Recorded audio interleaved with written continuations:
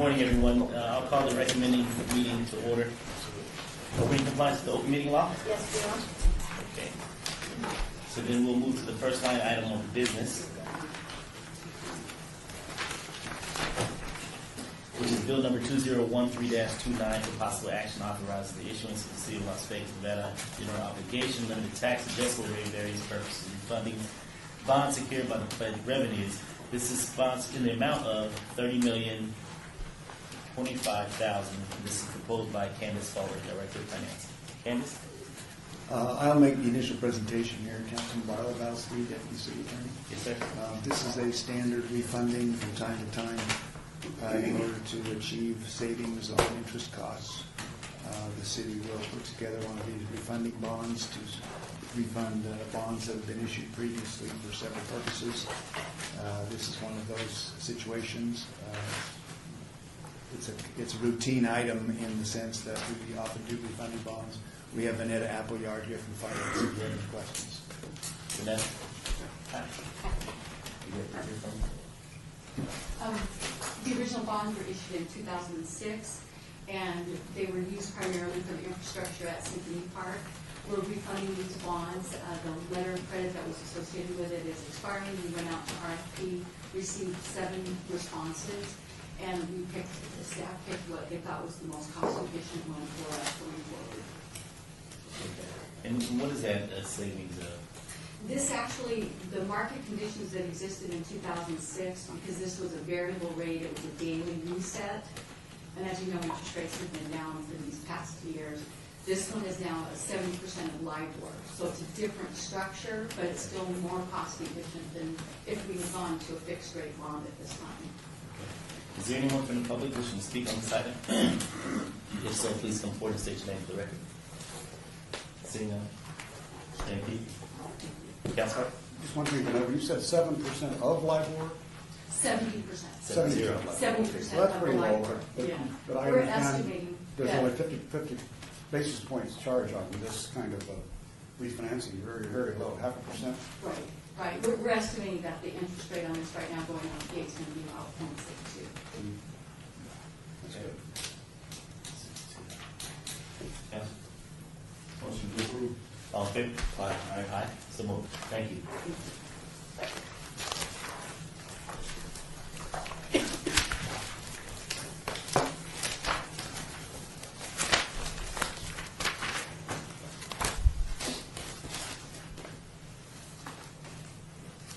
Okay, and for the record, bill number 2013-29 will be eligible for adoption at the July 24th City Council meeting. Bill number 2013-30 for possible action readopts Las Vegas Municipal Code 10.02.010 to make state misdemeanors city misdemeanors if committed within the city. And this is proposed by Brad Jerker. Staff? Yes. Val Street, Deputy City Attorney. This is a housekeeping item we bring forward every 2 years after the session is over in Carson City. A number of new laws have been passed that are misdemeanors, and our code incorporates state law misdemeanors, and so in order to ensure for judicial purposes that we have incorporated those new laws, we adopt this section every year, which simply states that all state law misdemeanors are city misdemeanors if committed within the city. So we recommend approval. And this is based off of the state law as far as the legislature made the adjustments. And so we're just basically keeping up with the state. Okay, good. Anyone wishing to speak on this item? So please come forward and state your name for the record. Seeing none, Council? Question? Yep. Do we sometimes, first of all, are they required by the statutes or, the Constitution to do this? Are there was there a lessening of penalties? In other words, in some cases, were some crimes considered misdemeanors instead of Class E felonies, for example, in this last session, so that we're actually helping people, or are we stiffening more penalties with this? I don't know what the net effect is. All I know is that whatever it is that's allowed by state law would be picked up here. And we're not, to answer your other question, we're not required to do this. What happens is sometimes creative attorneys will come in and somebody will be charged under a new law that's incorporated, and they say, well, your your ordinance hasn't picked up that new law, so we're simply making sure that we include those cases for crimes that were made misdemeanors for the first time during the last Except for session. the first time. Yes. Okay, all right. Any further questions? No, thank you. Okay, Council. Move for approval. All in favor? Aye. So moved. And for the record, the remaining bills to include 2013-30, they will all be eligible for adoption at the August 7th City Council meeting. Bill number 2013-31 for possible action updates to license provisions and licensing regulations that pertain to erotic dance establishments. And this is proposed by Bradford R. Durbin, our city attorney. Staff? Yes, Valsky, Deputy City Attorney. This is a bill that Mr. Jerbick brought forward to do some cleanup work. There were some items that had fallen through the cracks when we adopted our ordinance several years ago to mirror what has been done in the county. So what this does is this clarifies that even an establishment that has a liquor license to go along with erotic dance still has to meet the operational requirements. It also converts these licenses to an annual license fee cycle rather than a semi-annual cycle. Recommend approval. Okay. Anyone wishing to speak on this item? So please come forward and state your name for the record. Mr. Chairman, Karen Develston, Business Licensing Manager. On this ordinance, we wanted to point out two things, and I'll direct the first question on page 5D, the dance presentation, and I want to make sure that, I'm sorry, Line what, please? page 5D, that reference to Las Vegas Municipal Code should be 6.35.100. Is that? That's correct. That's correct. Okay. The other, Oh, wait, sorry. I'm sorry, there's two references to code, and one of them says 6.50, and the other one says 6.35. That's correct. And they both should be 35. they both should be 35. So 6.35.100 instead of 6.50.100. Okay. And then on page 2F, where it says no erotic dance establishment shall serve, sell, distribute, or suffer the consumption of or possession of any intoxicating liquor or any beverage represented as containing any alcohol upon the premises of a license without, we believe that should say a valid tavern license. It is the tavern license that has been issued with erotic dance establishments as the liquor license. Question. Yeah. Will anybody out there have change in their status? No. This change in language. No. Thank you. Okay. Okay. That's it. That's it? That's it. Okay. Anyone else wishing to speak? If so, please come forward and state your name for the record. Seeing none? Council? So I have a question about signage, and it's kind of amusing, but how many times do you have to say inside one of these joints that prostitution is unlawful? Alcoholic liquor is not sold here. Okay, so we're differentiating from those with a tavern license. What is your question? Now, how many times is it stated that with every entrance door, but is it true that it's in at least 3 places behind the bar? Do you have to put all that out? And again, Karen Duddleson, Business Licensing Manager. This was brought forward to clarify. We have been out, just for the committee's information, recently to inspect the erotic dance establishments that we do have, and our staff has identified that as one of the issues that you may want to consider now, or we can bring back to you at a future time, is that in some situations those bars are very small, and 3 is more than may be needed. So in the future, to have some more flexibility to make sure that those signs are properly posted and of the proper size would be reasonable as far as business licensing is concerned. I personally think that it's great. It continues to remind those that are intoxicated of what the rules are every time they look up and see that, and That's are interested in going further than what they should. It sounds like kind of overkill, though, in a sense. Well, let me ask you this. 3 signs could be a lot, so we already know that there are taverns that are smaller, there are erotic dance establishments that are small, and I can't think of who they are. because they all look like big buildings to me, so I don't know what. What was the last one you went to? Not since you were there. Just checking. Anyway, why not one sign that's visible from all seats, or two signs, or use flexible language such that you have, so that it is visible from every seat that it is unlawful prostitution. I'm trying to figure out a way so you don't have to post a bunch of big signs around the bar. That's crazy, because they're really unfriendly. I mean, they know it's unlawful. They're there because it's illegal. They're there because the thrill of maybe, you know, And, it's what brings people into this place. yeah, as I said, we've just, Let's warm it up. we've just completed our It's already inspections hot in where the bars are of sufficient space. In some places, the physical bars are very large structures. They would need at least 3 signs for the patrons to be able to see them. In other places, in other portions of those businesses, the bars are very small. They're a service station where someone is just preparing and handing off, and it gets difficult for those businesses in those situations. Everyone is currently in compliance. They are signs. They are not an expensive or overly Are they all burdensome using thing. these yellow and black signs? They are. We have just recently been out to everyone. We're working with several of them on other issues to make sure they're in compliance with the code, but we believe we have compliance with the signs. They have to be lit.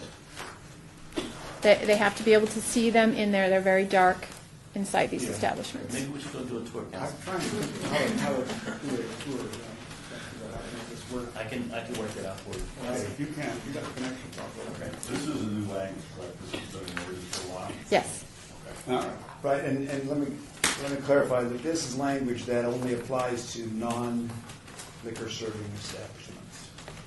So it really isn't, I mean, we're changing here the ordinance as it applies to liquor establishments. We're not changing anything as it applies to non-liquor establishments. This has been around for a while. Correct. Anybody complain? No, I do not have any Do complaints. the liquor establishments have to put up that prostitution is unlawful? That I don't know. I don't believe so. Well, then why not? Yes, actually, they do. Our understanding of this ordinance is that if you have a liquor license, you are exempt from the fees for erotic dance, and you're exempt from the application, but that the regulations apply if you have a liquor license. And we do condition those liquor licenses that have been issued for erotic dance that they comply specifically with the provisions of this code. If that's true, we will need to take out we will need to take out the portion that is underlined here, because that portion limits it to those that are not serving alcohol. Where are you referencing? This is still page 3, lines 6 through 9, subsection. All and- dance establishments that are not licensed to sell alcoholic beverages pursuant to WCC license shall post on each entrance door. Yeah, each license for non-bar. So you said we would have to remove the underline? Yes. Not just the underline language. It would go back to say, all erotic dance establishments licensed pursuant to this chapter shall post. That's what it should say. Okay. But it doesn't work, obviously, for the first part of the sign, because the first part of the sign says alcoholic liquor is not, it's not sold here. Right. So we're going to have to do some adjustment there. If you want to retain the language about prostitution, it doesn't work for you to retain the language about alcohol. Right. So how do you recommend we move forward? I think we should send it back and we can have it. You want to bring that back to us with the appropriate? I think we better do that, because I don't think we're on the same page here with staff. Okay. Mr. Chairman, we do have them post the no prostitution sign. We do not make them post the portion about alcohol. Is how we've interpreted. Our code ought to support what the staff is doing. But Yeah. you're not going to change the signage, the number of signs.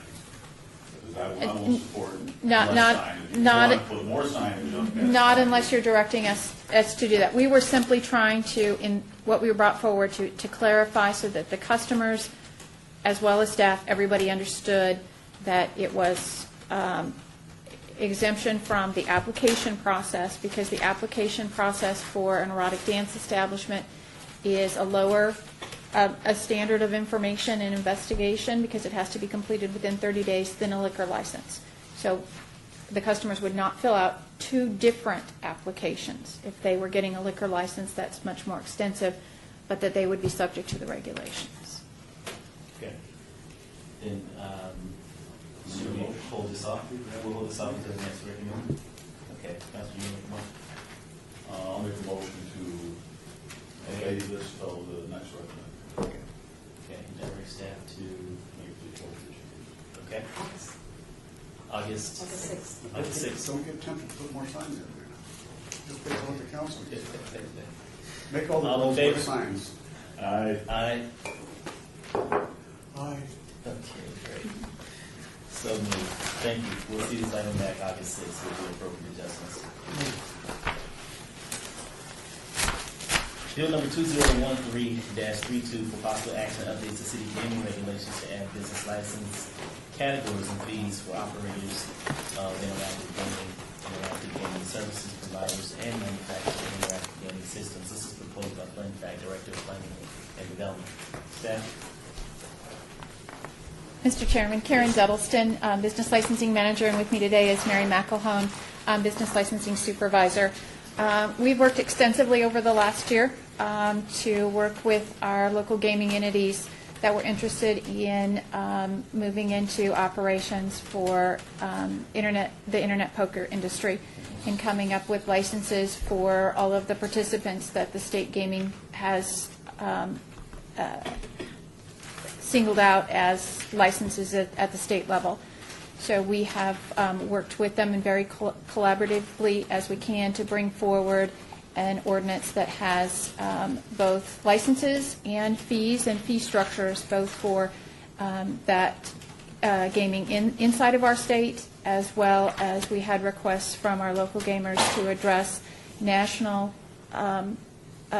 when those licenses work on a national level, what the fees would be, and that structure is before you. We would both be glad to answer any questions. Okay. Karen, answer this question for me, because this came up in a conversation that I had as far as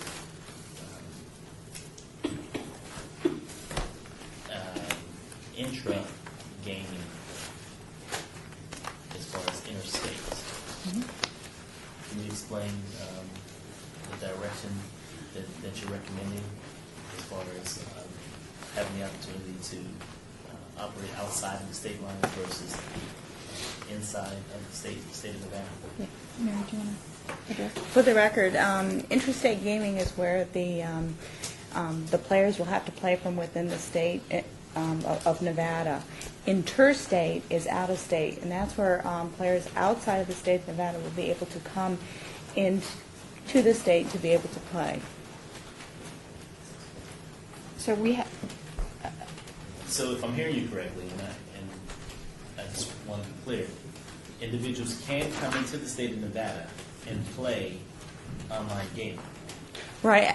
For the record, Mary McElhone, right now, interstate gaming, where players can come in from out of state into the state of Nevada, that is actually something that our governor is working on as far as being able to sign compacts with other states.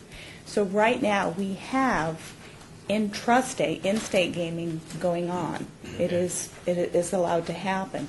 But the actual interstate piece is not quite there yet. Okay, so being that it's not quite there yet, that means that it's not possible for others to do so, correct? Yes, that is correct. Okay, so intrastate is okay. Intrastate, right now it's okay. The interstate piece, there's things that will need to happen at the state level. Okay, and right before I come to you, Councilman, just one additional question. Here on page 2, line 26, we have interstate interactive gaming. Should that be intrastate?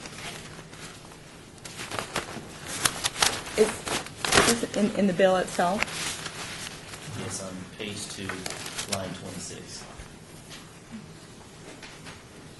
Interstate means interactive activities that occur between persons within the state and persons outside the state. For the record, Mary McElhone, that is correctly written because it's interstate, meaning you have activities that are going to occur between persons within the state of Nevada and persons outside the boundaries of the state of So Nevada. that's just listing the definition of. That is just a definition. Okay. And then the definition of interstate is below, and that's where all the activity will take place within the state. Okay. Mayor Pretend? So, what I understand, that intrastate gaming, internet, that's legal, that's being organized, you can do that today, is that correct? For the record, Mary McElhone, yes, that is correct. Okay. So, fees and licensing for them would be fine. The interstate, that's not even legal yet, correct? For the record, Mary McElhone, technically it is legal, but what's happened with the event of SB 360, which was just passed in the legislative session, there's a committee that needs to be formed, and there are some additional regulations that are going to give the state further direction on how the governor will be able to enter into compacts with other states and other jurisdictions outside of the state of Nevada so that gaming outside the state can take place. But that hasn't been set up. That has not been set up. So it's not even legal to do that yet. Technically, it's not legal. So Yes. why are we imposing fees and coming up with a structure for something that's illegal? It seems like we should be doing that 2 years down the road. When it becomes legal, then we know what it looks like. Then we go ahead and set a fee. So unless you can convince me, I think we should move forward with the interstate stuff and take the interstate stuff out and worry about that later on. For the record, Mary McElhone, originally the way we had approached this, we had several workshops. We actually started in April of 2012. So this has been going on for the last year. Initially, what we decided we would do is we would just work on changes to the code that would allow intrastate and state gaming, and we would worry about the interstate piece out of the state at a later date. Through these workshops and in conversations that we've had with the gaming industry, they advised us that they actually wanted us to work on changes to our code that would allow interstate gaming to take place so that as soon as the state law regulations were in place and it was allowed, they could just start, get their license and move forward. So we came up initially in December. The first draft we had just had the in-state, and then subsequent drafts in April had the out-of-state piece as well, at their request. I understand that. I disagree, but I know there's people that want to speak to this, so I'd like to hear from them. Unless I hear somebody give me a really great argument for imposing fees, that's something that's not even legal today. That sounds kind of funny to me. So that's my comments right now, but I'll listen to what the public has to say. I have a question. Along the lines of what Mayor Pro Tem said, it does seem as though we're putting the cart before the horse in the sense of crafting potential legislation, when in fact we don't know what the body of the state committee will draft. So we'll ultimately have to make some adjustments if in fact what we draft is not in alignment with what the committee from the state comes up with, correct?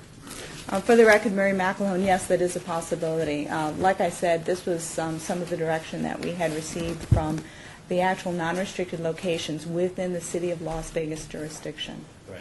So it doesn't make any sense to basically work on something that we don't know if in fact we'll have to change it. So why not just wait to actually do it one time and do it right the first time versus having an interstate language hanging out there when in fact it could be totally different from what the state passes down, because we'll have to make the according council maybe clarify whatever the state passes down. That's what we'll have to make the appropriate adjustments here in our ordinances here at the local level, correct?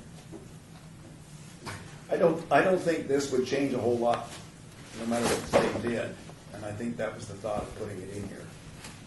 The thought was, I think, was to be forward-looking, but it's your call to decide whether you want to wait. You're perfectly free to do that. But you're saying you don't think it would change much. What is it based on? Well, the language? We defined interactive gaming, and we have a fee for it. There's not a lot that the state could either do or not do that would change the effect of that. So is that, so the only thing that we're looking at is just the definition? Well, definition and a fee schedule. Is there anything else in there, Jim? No. Just definition and fee. Mr. Chairman. Okay. I agree with both of you on this subject, but I'll tell you for just a second, because it wouldn't be the first time that we passed something to regulate something that's illegal. The state passed 25 years ago a marijuana license, knowing full well that dealing with marijuana was illegal. But you did it, you had a fee, and law enforcement supported that because it was kind of a nice way to go civil. You had a situation where criminal was hard to prove. That was kind of the philosophy on that now. Then take it to the present day in this kind of a situation, this instance. If you had somebody that was doing interstate gambling, and there'll be people that do it, even though it's not legal, you just know there will. What is the penalty if we don't have a fee? What is the penalty for that at our level? If they, Well, if you're doing something that requires a license, Is it a misdemeanor? and they don't have a license, it's a misdemeanor. with maximum of how much payable? $1,000, 6 months in jail. So if you had a fee structure in place for those who were to deal in interstate gambling, the fee, in addition to the fine, would be $51,000 or $25,000, $21,000. The potential, yeah. Yeah, okay. Just we should always think about these things before we act too fast. I think it makes sense to just so we understand the history of things is that we frequently pass laws to regulate things that are illegal. We've done it That's before. what the state. You probably busted a few chops based on that. That's what the state does, the city council. You took advantage of it. Okay. It was all for you. Any further comments? No. Okay. I see we have folks here from the public wishing to speak on this item. Good morning, Thank you, Mr. Chairman Lisa. and City Council Morning. members. I'm Virginia Valentine. I'm with the Nevada Resort Association, and we appreciate the opportunity to comment on this proposed ordinance today. I want to introduce the people who are with me. Kevin Sullivan is with Boyd Gaming. He actually is an internet gaming expert. And if you have technical questions, you're going to need to direct those to him. Also with me is Russell Rowe, representing Boyd Gaming from the Capital Company. I want to start with a sincere thank you to staff. They've been working on this for a very long time. They have had several meetings with members of the industry. They've held some workshops on this ordinance. They've made some changes along the way, and I really do appreciate their open and responsive attitude to input from the industry. So with Mary, Jim Lewis, and Carolyn Douglas have really been terrific to work with on this. We totally are in support here of the intra-state gaming piece. There are active licensees now on intrastate. It is legal in Nevada. A lot of companies have gone forward and gone through the licensing process with the state, and some are ready to go live, and we certainly don't want to do anything to slow that down. I think the city has done a good job of getting in front of that and making the definitions of your code include a legal business activity as interstate gaming. So that fee for that interstate gaming license is very much, from our opinion, very, very in line with other types of gaming activity, and it fits within your current licensing structure for gaming activity. So that looks like any other business licensing activity that we would see in your code, and we think that's good. With respect to the interstate gaming, there are still a lot of unknowns about interstate. And as your staff mentioned, this first 6 months of this year, everybody was pretty caught up in, first of all, passing a bill through the legislature that made the interactive gaming for interstate poker legal. Towards the end of the session, there was a realization that we're going to have a second piece of this. We needed to be able to compact with other states. All of this legalization in the state of Nevada did not really change the industry's perspective that there still ought to be a federal law so that you have a level playing field between states and within states on gaming activity. One of the big unknowns is how the effects of compacting may change your view of what you need in your code with respect to licensing. And in terms of even the location of where this business activity is occurring, I think that's still something that isn't completely identified right now when people think about interstate gaming. So I think with the interstate, we're pretty sure where the four corners of the state are, what that looks like. When you start to talk about other states and potentially other countries, other states now who are going to want to tax or license this activity too, I don't think anybody knows what all those effects, when you start looking at those together, are going to be. So it's very important, I think, that we not get out there with something that is going to conflict with maybe other parts of this. So there is still the first compacting to be negotiated, which will take some time. There are only 2 other states, I believe, and maybe Kevin can pick this, correct me if I'm wrong. There's only 2 other states that allow internet gaming, Delaware and New Jersey. So we would be... Neither in operation yet. They've allowed it, but they haven't started yet. There's still some work for the regulators to do. There is still work for... That's interstate or intra? No, those are in-state only, intrastate only. Okay. There are no compacts yet. So there's no interstate gaming? There's No, no, sir. no legal interstate gaming. It's against the law, Okay. federal law. There would be federal penalties for that well under the UGA, which is the Illegal Gaming Internet. Unlawful Internet Gaming Enforcement Act. There you go. That's great to have an expert. Compacting will probably take some time. It's likely to be very complicated. I don't think anybody knows what that first compact will look like. There's licensing activities still to go on. The legislature passed a bill, AB 360, which creates a legislative committee that will also be studying some of these issues between now and the next session. And keep in mind, in Nevada so far, only poker would be legal. So there's a whole lot of things that have to go on. As I mentioned, there are complications about the location of where this business activity is occurring, and the effects of licensing and taxing when you start to look across multi-jurisdictions. So we would ask that you delete the interstate portion of this ordinance for now. We support the intrastate, and if You mean the definition?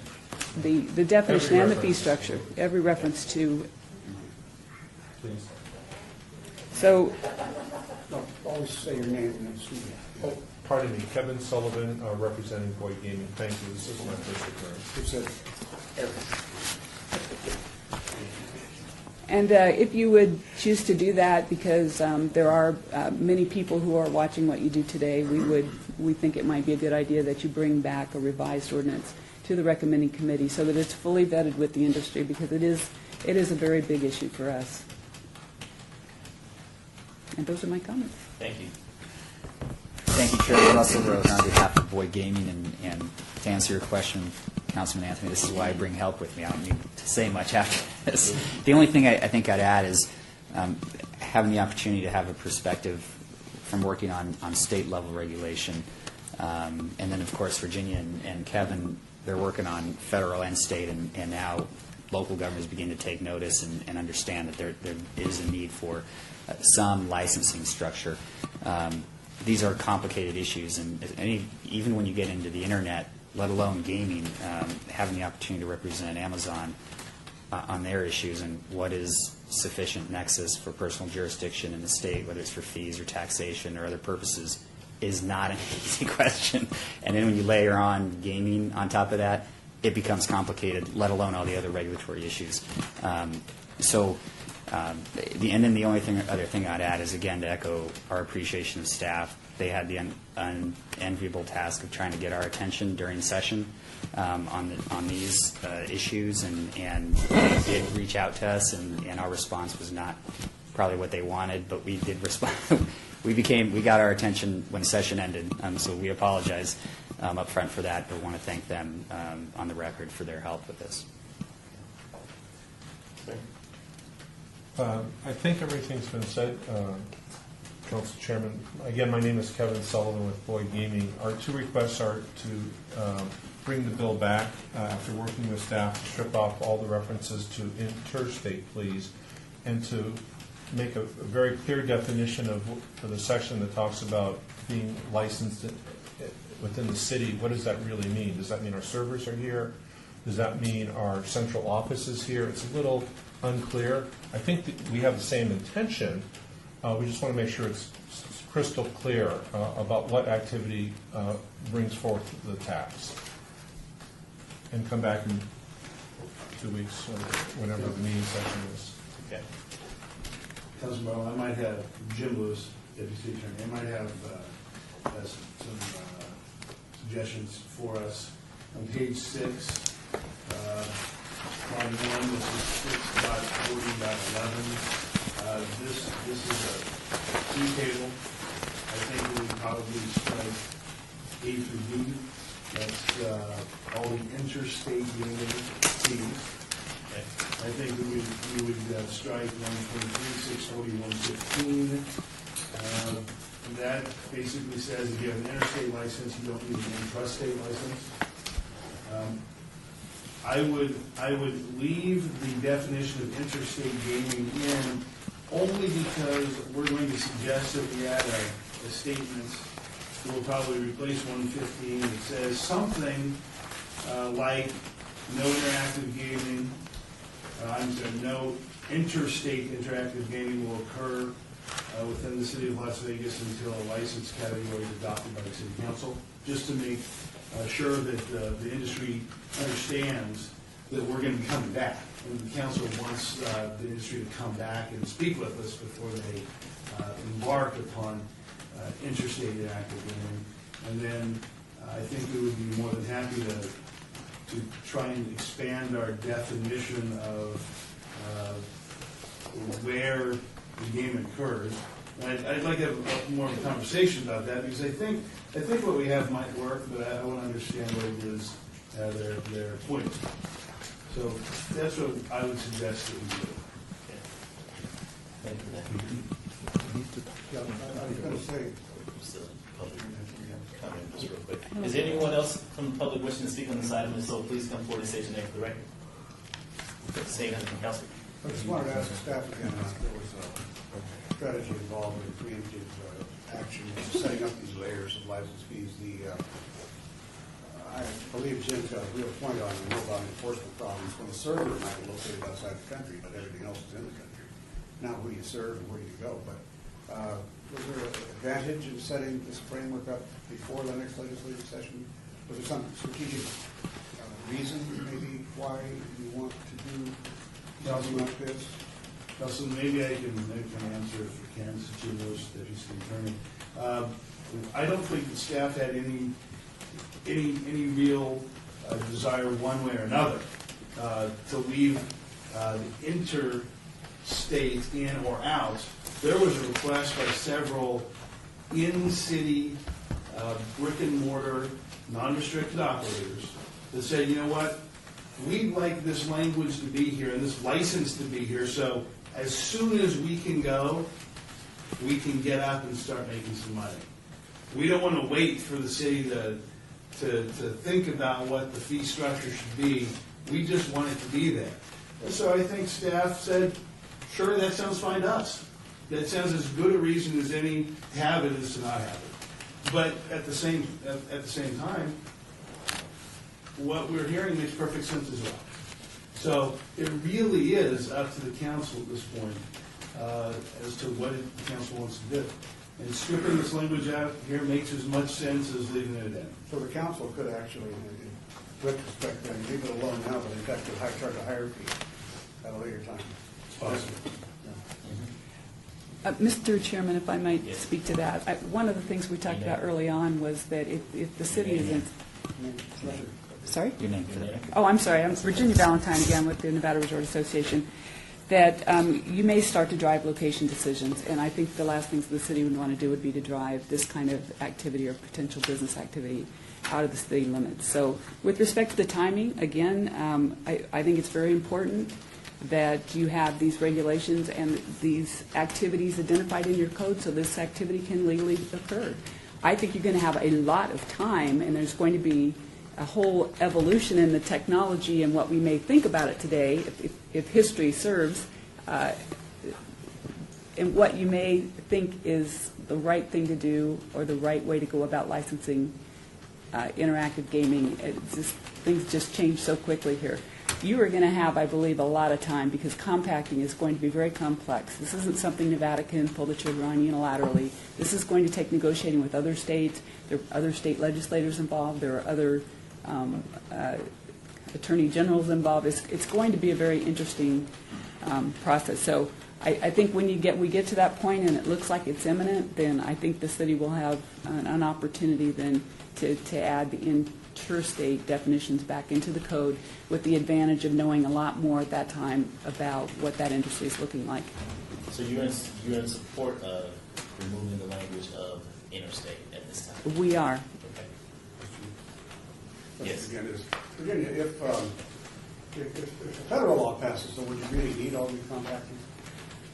You would not need compacting if you had a federal law. Right. You would probably still do some kind of local licensing activity, but it would definitely, that would certainly make things a lot simpler. And I would ask Councilman Coffin if Mr. Sullivan had anything to add to that, since he's. You mean ask him if he has anything to his answers? Kevin Sullivan, representing Boyd Gaming. A federal law would obviate the need, Councilman, for dual state compacting.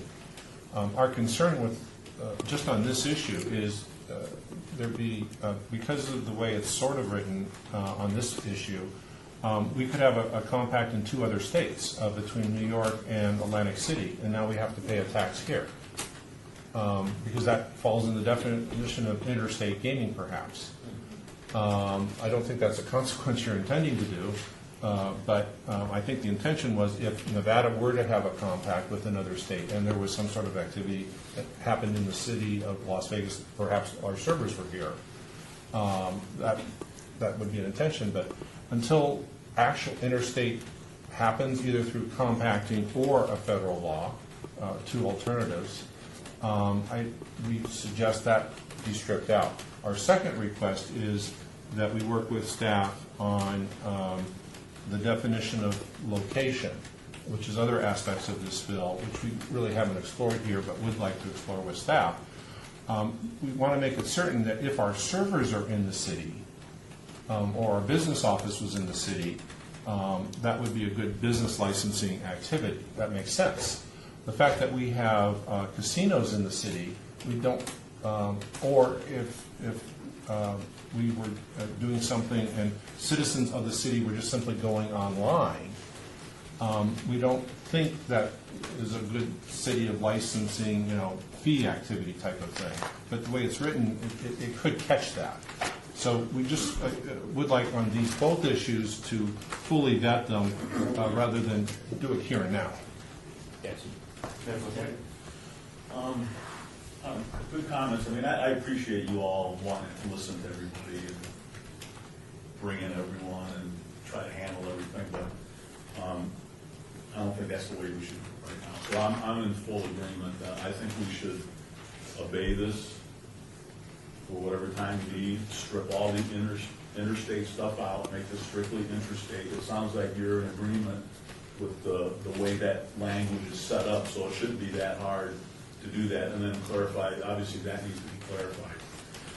So that's what I think we should do, and when you're ready for motions, I'll probably make that motion for us. Maybe 30. Council, Jeremy, 30 days. Just so it gives us time to sit down and talk to these folks and do that. You sure it's not because you want a long vacation? I've already done council, thank you. One seat at 10. When's 30 days? When's the next? August 20th. August 20th? Okay, then that'll be done. All in favor? Aye. So moved. This item will Thank you very much. On August 20th. Recommended. Thank you very much. Thank you very much. We're now down to bill number 2013-33 for possible action on this city business license provisions. Permit certain types of businesses to receive a multi-jurisdictional business license without provision for extension or revocation of such license and consolidate certain licensing categories. This is sponsored by Councilman Stephen D. Ross. Staff? Thank you, Mr. Chairman. Go ahead. Oh, no. I'll follow the chairman's. Mr. Chairman, Karen Duddleston, for the record, Business Licensing Manager. This ordinance is to further our efforts to promote multi-jurisdictional business licensing. We've worked extensively with the other jurisdictions to encourage a couple different concepts, and one is to create a residential property maintenance category, which for the City of Las Vegas combines several separate business licensing categories. So right now, several businesses have to get a lawn and landscape maintenance license. They have to get a separate tree trimming license. We have sewer and septic cleaning licenses. And then we have several gross fee category licenses that may or may not, depending on exactly what that business is doing, fit into this residential property maintenance. So all of the jurisdictions have agreed on language for what residential property maintenance is. So we're trying to create one category so we can move all of the businesses in there and then come forward with an interlocal agreement where we can offer multi-jurisdictional licensing, where we can actually manage for a business in our jurisdiction their licenses in other jurisdictions so that they can cross boundaries on one statement and one bill.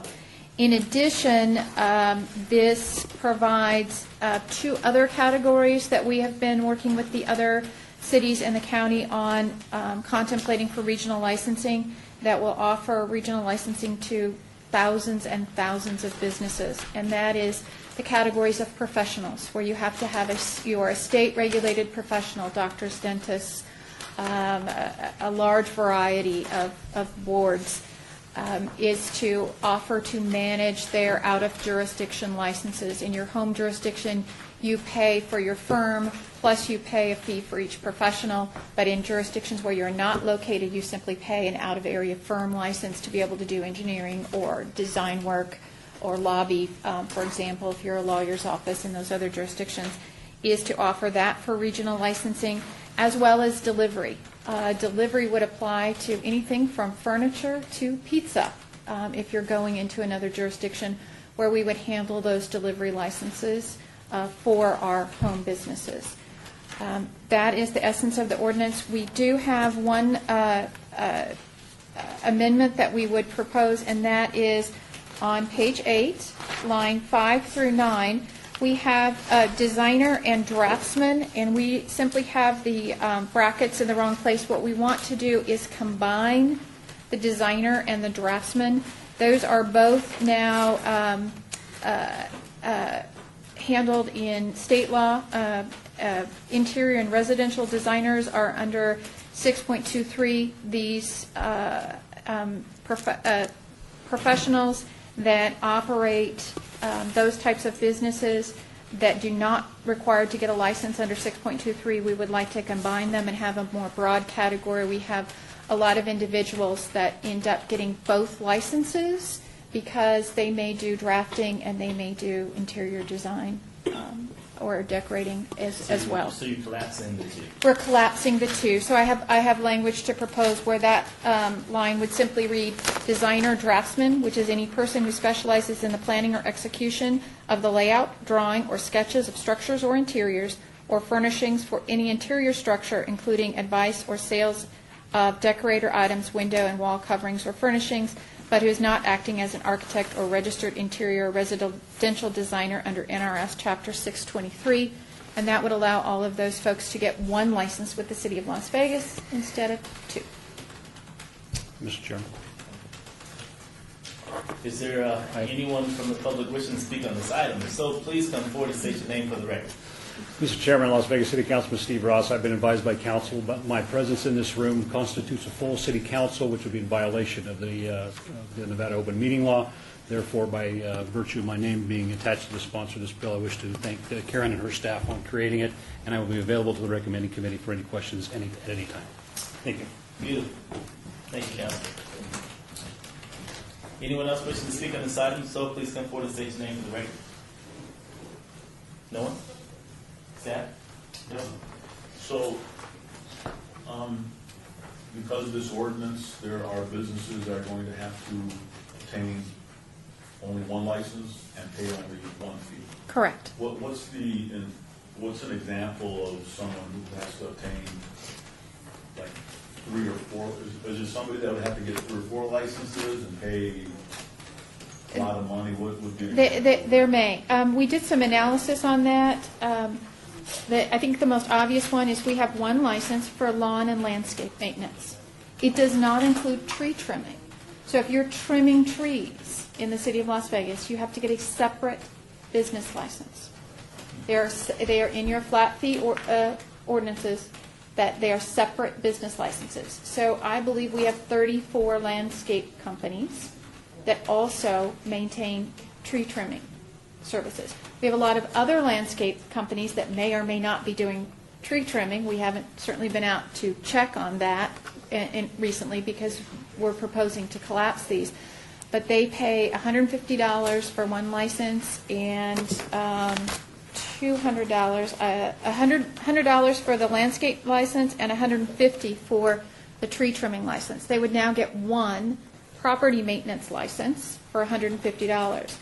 That license would also allow them to do a wide range of services in residential. So they may be cleaning up property, they may be cleaning windows, they may be doing handyman services inside your house that don't require a contractor's license. A lot of companies out there are more full-service home maintenance. So they're doing a variety of things for a homeowner, not simply one license, which allows them to take care of the grass and small plants. So all these categories in here are basically taking businesses from multiple licenses down to one license and multiple fees down to one fee. Correct. Is anybody else doing this? Any other jurisdiction doing this? The other jurisdictions are doing this as well.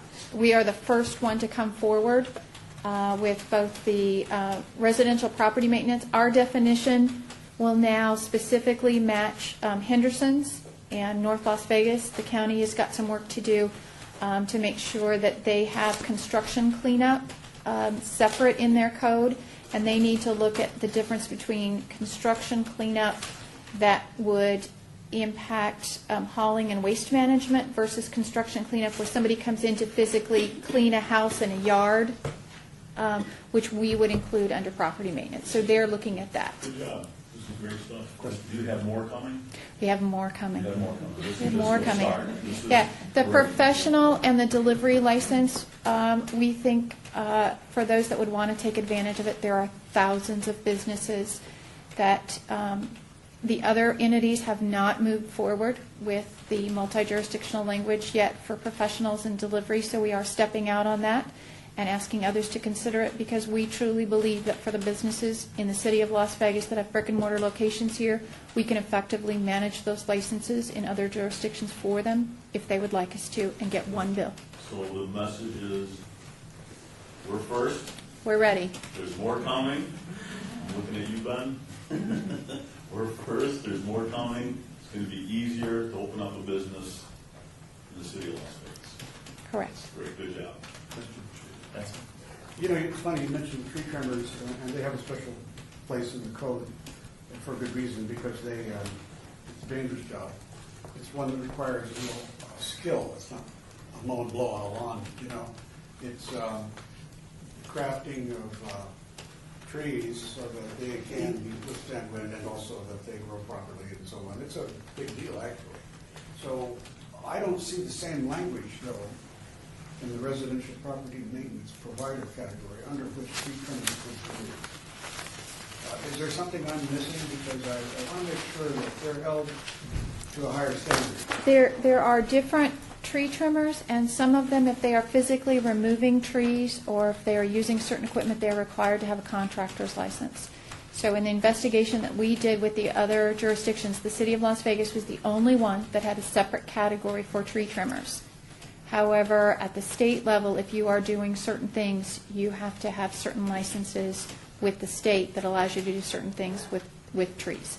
So the only requirement in our code was for a bond for those tree trimmers, and we will not in the future have a bond for tree trimmers.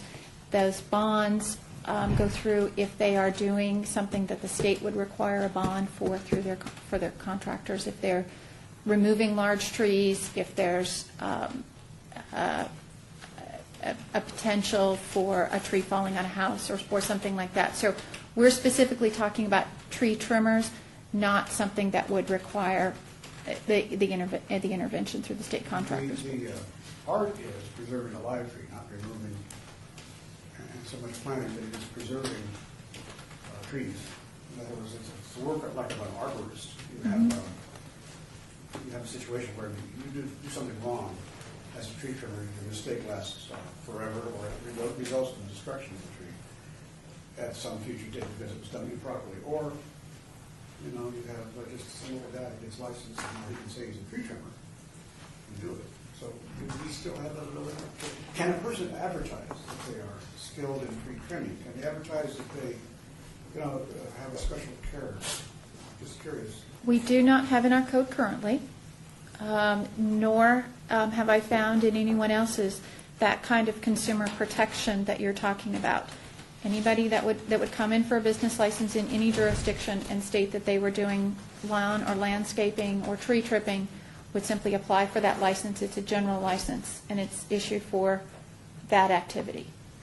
It would be up to the consumer to check on a business to see if they felt that they had the required skill to perform that at their location, unless it was a regulated industry through the state where they are regulating who may perform that service. Pest control is kind of the same thing. It's sanitary chemicals in a home environment and outside. And they have regulations through the state and the health district in order to hold themselves out as pest control. And the Environmental Protection Solution. Mm-hmm. And they are still required to maintain all of that in order to, and they have to turn in those, they turn into us their certifications. So we have those. Anyone else wishing to speak on this item? So please come forward, state your name for the record. Seeing none, Council. I'll make a motion to do this with the changes that. Is that the first amendment? Okay, with the first amendment. All in favor? Aye. Aye. So moved. Bill number 2013-34, possible action updates the city regulation regarding tavern limited license for licensure to provide for an outdoor entertainment complex and permits the consideration of temporary privilege license to be forwarded to the city council at the discretion of the planning director. Staff? Thank you, Mr. Chairman. Again, Karen Duddleston, Business Licensing Manager. This ordinance is an ordinance that we were requested to work on to bring forward to you. It is a proposal to allow and define outdoor entertainment complex, which is a place with outdoor retail, restaurants, and entertainment venue would only be allowed on parcels of at least 1 acre within the entertainment district and allows the use of cargo containers for businesses. The proposal requires the complex and each business to get appropriate liquor licenses for any alcohol sales. In addition, the proposal allows individual businesses to have common seating area provided by the complex and allows alcohol consumption in a common area where meals are consumed. It would require a security plan, signage plan, and restrict alcohol to on the premise of the entire complex. The issues that we wanted to bring forward to make sure that the recommending committee was aware of was to make sure that we had a good understanding of the density of alcohol within the complex, either by the number of licenses or if there was any desire between the number of restaurants versus the number of alcohol licenses that would be issued that we should know about at this point in time. And if the council had any concern about the compatibility of any general licenses that might come in after an alcohol consumption area was approved, of the mixing of alcohol with certain types of businesses, if there were concerns along those lines. And I would be glad to answer any questions for you. So this encompasses the container park. Correct. Okay. Councilman? I just want to make sure, here, we're talking about an ordinance here which enables something to happen, but somebody who wants to enter into this business, they may fit this description, still has to apply for license. Correct. They would apply for a tavern limited license for the the common complex area. Right, so this doesn't jump 2 steps, this is just one, which then allows someone to be subject to the suitability, subject to the safety and the other considerations that our licensing people feel are appropriate. Anyone from the public wishing to speak on this item, so please come forward and state your name for the record.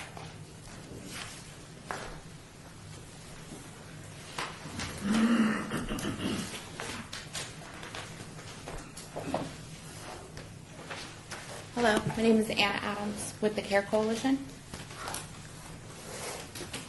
And please bear with me, I wrote this down. My name is Anna Adams, and I'm the Executive Director with the CARE Coalition. Our coalition and our 100-plus members are focused on reducing substance abuse and underage drinking in our community. A not-so-smart boss once told me, you know what your problem is? You take your time and you do everything right the first time. You need to do things quicker, and if they're wrong, just go back and fix them. I was shocked that someone with an MBA could have this business philosophy. However, reading this proposed ordinance, I realized he wasn't the only person that thought this way. Of course, shortly after this conversation, I no longer worked for this person. I couldn't. I was raised by parents, school, and my community to be responsible, to use my critical thinking skills, and to evaluate potential problems, issues, and concerns that my actions could cause. I'm hoping the committee feels the same way. I grew up here in Las Vegas as a teenager. I graduated high school from Cimarron Memorial, and I graduated college from here as well. I continue to live and raise my own family here. And as I read this bill, my understanding that, in part, it will allow underage youth to congregate in bars to attend entertainment events where alcohol is served. It does not give any specific strategies on how to prevent minors from accessing alcohol, nor does it give enough information to bars to protect themselves from minors trying to access the alcohol. I believe this is setting our businesses and youth up for failure. I urge you to take a better look at the impact statement that was submitted to you. There are no risks identified, but I assure you there are many risks that this entire committee will assume if this ordinance is passed as is. Businesses and their employees may not be equipped, trained, or ready for the onslaught of youth attending their events, trying to pass off fake IDs, trying to bribe employees, or paying the homeless to access alcohol. Businesses may risk being fined or even shut down. Our community will be impacted through extra enforcement that will be placed on Metro Police Department, downtown security, and hotel security staff.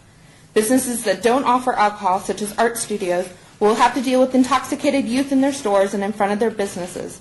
This could lead to property damage, theft, and loss of revenue. Lastly, our youth always pay. As incredible as some of the youth are, there are always going to be some that once being in the bar are going to be tempted or pressured by their peers into drinking alcohol. I'd like to find a way to work with the city, investors, and the community so we don't make it easier for our youth to access alcohol. I urge this committee to recommend to our city council at a minimum to put this ordinance on hold while we can have a dialogue and discuss our concerns. We'd like to help identify potential problems, issues, and concerns that passing this ordinance could cause to our community and especially to our youth. We're all very excited about the changes that this council, investors, and others are making to the downtown community, but I want to make sure that we do it right the first time and our youth don't pay the price because we're rushing into things too quickly. Thank you. Is there anyone else wishing to speak on this item? So please come forward and state your name for the record. That's one question of staff or legal. Whoever can answer it. Does the bill presently stated, let's say, or paraphrased by our last witness, does that indicate that youth would be congregating in bars? I think that's what her testimony was, but I'm not sure if that's really in fact in the bill. Congregating in bars. Okay, so Councilman Jim Lewis from the City Transit. What we've got is we've got an area that would receive a tavern limited license, and in a given area. And within this area, you have separate containers, separate areas that can get their own liquor licenses. So I'm not sure that all would characterize the larger area as a bar, but it will, the way the ordinance is set up, it will hold a tavern limited license to allow folks to carry beverages around the complex from where they were purchased. So on the campus and within the campus? Yes. Fremont Street. Yes. That's what happens on Fremont Street. Right. Purchase of. Yes, sir. Go ahead.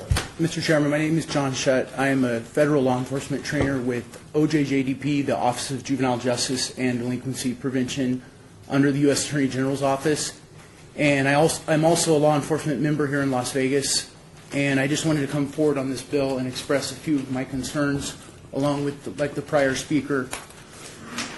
One of the major concerns I see offhand going around training law enforcement throughout the country, and especially here in Nevada, we did a study in the northwest part of town of Las Vegas where we compared high-density liquor outlets to the areas of the highest amount of crime. And lo and behold, when we put these two we did a map on high-density crime and a map of to show the spread of retail alcohol outlets. And our highest areas of crime were in the same exact areas where the most alcohol retailers were located. Direct enforcement was started in those areas where the most high crime and the most liquor outlets occurred. And within 9 months, a 29% drop in violent crime and a 19% drop in property crime occurred. We feel that it is a direct correlation there between high-density alcohol outlets and high crime. Fremont Street is already known as an area that experiences a lot of high crime, that part of downtown. One of the other things about this container park area and where the bill is being proposed and that hasn't been mentioned yet is the proposal right in the middle of the plans is a child playground, which I have so many issues with that we can spend all day just on that issue alone, allowing alcohol to move freely throughout the park and within the areas where kids play. Also, its proximity to a high school, Las Vegas Academy. This park's going to be open all day. The container park's open throughout the day. It gives kids from the high school a place to go, shop, do things either during or after school. And again, alcohol will be available throughout the park. Councilman Anthony brought up the fact that Fremont Street, you can move freely with alcohol. Fremont Street does not have a park. And we do have problems on Fremont Street regarding homeless kids under 21 just picking up half-drink glasses of alcohol that are sitting around on chairs, on the ground, careless adults that leave their alcohol around and don't finish it or don't throw it away. Another concern I have is the fact that there is no plan in place to actually walk through the park and ensure such things as the half-drink glasses that are left around the park or things like that. If they don't make their way into the playground or the areas around the playground, there's no one there to ensure they're picked up, removed, things like that. I just have a lot of concerns with Fremont Street. We want to keep it growing. Fremont Street, I can tell you, when I moved here 14 years ago, no one wanted to walk down Fremont Street, not even in the daytime. And I love how it's been revitalized, and it's a great place for locals. And it's just a lot safer. It's a lot better place to go. With having said that, I want to make sure that we keep Fremont Street also a place that is predominantly adults drinking alcohol. And when you have a bill like this, a situation like this, a park that's going to have retail entertainment, which attracts younger kids, people under 21, and then you have a playground right in the middle of it, it concerns me that the availability of alcohol will be so relaxed that it can move from area to area within this complex. Thank you. Thank you. Anyone else wishing to speak on this item, so please come forward and state your name for the record. Sergeant Carmen Donegan with Las Vegas Metropolitan Police Department Special Investigations Section. Is that your phone? The Las Vegas Metropolitan Police Department works very closely with city business licensing and city enforcement to address problem businesses. Special investigations detectives and patrol officers may help to enforce city ordinances through the issuing of citations or through arrests. My concern is on page 10, section D on line 3. where it says the issuance of a tavern limited license will be contingent upon the following. And then there's I'm items. sorry, you said page 10, section, D, so lines 3 and 4 is where I am. okay. And it says the issuance of a tavern limited license will be contingent upon the following. And my main concern is with number 1. It says a submittal of a site plan. And then if you jump down to lines 7 and 8, it'll indicate locations where alcohol may be consumed within the boundaries of the complex and any areas where minors may be segregated from persons over 21 years of age. And the reason I'm concerned with this is going to be for each individual tavern limited license, and these plans are going to be submitted, and they're going to be reflected, if I'm not mistaken, as special conditions on each license. So if patrol goes out and maybe there's a major fight where juveniles are involved, or there may be a stabbing, or there may be a shooting, and they're going to see, what caused this, maybe it has to do with the business. If it's not clearly delineated in code, what we can cite and arrest for, because each individual tavern limited license has special conditions just for them on their license. It's very vague in here. What's going to happen is we're going to end up contacting city business licensing and explaining exactly what we did, but we may not be able to be issuing citations or making arrests at the scene because we don't know what the special conditions are. So what would be more helpful would be if it was just laid out where they can drink, where they can't drink within the bill itself. It would be easier for officers when we respond in order to assist business licensing in addressing problem businesses if they do crop up. I have a question for you. If the element of the children at play, the park space where children play, if that were eliminated from this site plan, would there still be an issue in that respect? I think it would greatly improve because the entire issue, because the way that the plans look, and I just saw the plans on Friday, is it looks like the center of the entire complex is a playground. It's huge. And naturally, we're all concerned about people putting their children in the playground and then feeling that they're safe and they're secure, they're being watched, and going off and drinking. And I'm afraid for many reasons of having the kids in the playground. So it's the whole issue of separating those who are not 21 with people who are over 21. I think that's the major issue with everything that I've seen. Yeah. This question is for you, Karen. And this is, and through what I'm hearing from the last three speakers, Sergeant Carmen and John, it makes me now digress and reflect back on, are we as a city being hypocritical in the sense of when we have beer and wine or liquor applications that come before the council, and I'm going to the distance separation where the liquor establishments has to be 400 and 1,200 feet away from a park, a child care facility, or a school. And now, in this ordinance that's before us, we have a park right in the middle on a campus that's requesting liquor.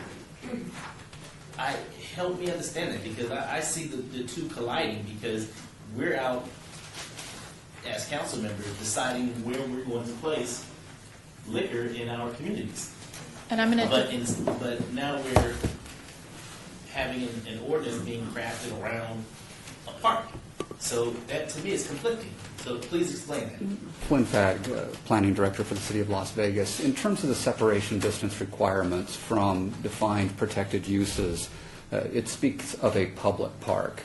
What you have indicated on the site plan shown for the container park is essentially a private playground, and so it's not, by virtue of being a private playground, a protected use. However, you will note in staff's review of the site plan that we did have concerns about the mixture of the playground with the alcohol uses. So it is something that we do have to look at, but again, there's this distinction between the public and the private. Okay, well, let me stop you there. who's coming to the park in relation to the children? Are they private children or public children? I know that's a loaded question. At the end of the day, they're still our children as a community, correct? Correct. So therefore, they're coming from the public into a private setting, correct? Correct. So to me, that's conflicting. Because the same child that's coming to this venue with their parent will be the same child that will be attending a school, a park, or a child care facility that's on our books right now, Flynn. Hence the concern that we noted in our staff report. But again, it's not. So in other words, I'm preaching to the choir, is what you're telling me? Yes. Okay. Just check. Thank you, sir. Let me say, Councilman? as I see it, though, we're talking about people who are essentially in there by invitation, by the permission of the, you're not going to have a squad of kids coming in to try to somehow mingle with adults they're not related to be near drinking so they can get to a park or a playground, right? Am I saying that correctly?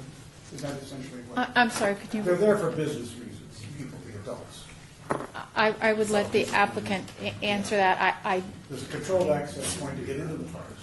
We- And there would be, under your plan, under your submission, it's under your supervision, control of the access points, because that's the discussion point here, that access points would be subject to your approval as to who can get into a playground. No, that's not true. No. So the access points are only on the outer boundaries of the... That's correct. Correct. It's just how many accesses. Our concern on restricting the number of accesses and making sure that that was a consideration for your committee was that it not be just open where people are coming and going. Under current regulations, what would happen is that liquor licenses are granted to a restaurant or they're granted to a bar. If you're granted to a bar, it's a bar. If you're granted to a restaurant, obviously families go into restaurants. If you have an area where just liquor is served or consumed, we require it through our supper club ordinance or through a condition on a license where that area be separated. So if you go into places, even into the casinos, you'll see some sort of small fence or a pony wall where the areas are separated. Childcare, if it's an accommodation facility where you're actually physically dropping off a child, those regulations used to be in the city. They have now gone to the state, and they are not allowed to be in view of where alcohol is consumed or where alcohol is sold or where gaming is conducted. So under current regulations, that any common consumption area or any area where they would want alcohol to be consumed would have to be where there are tables and meals consumed, and those areas would be segregated in some way from the general area where other areas of retail and the park would be. There's some segregation here and there. So if we have these casinos, which children are monitored when they're in the casino, they have daycare in the casino. The casino, for all intents and purposes, is a bar, because it is just like this. You're not allowed to access it unless you're a certain age, but Right. you are allowed if you're a child accompanied by an adult. And I assume in this case it's children accompanied by adults. I mean, this is not a City of Las Vegas park we're talking about here. It's not a public park. I think it's also assuming that the city has a level of sophistication to be able to understand the difference between a public park where people would be consuming alcohol versus, because the strict definition of this is park. The strict definition, if you want to follow Council Lewis's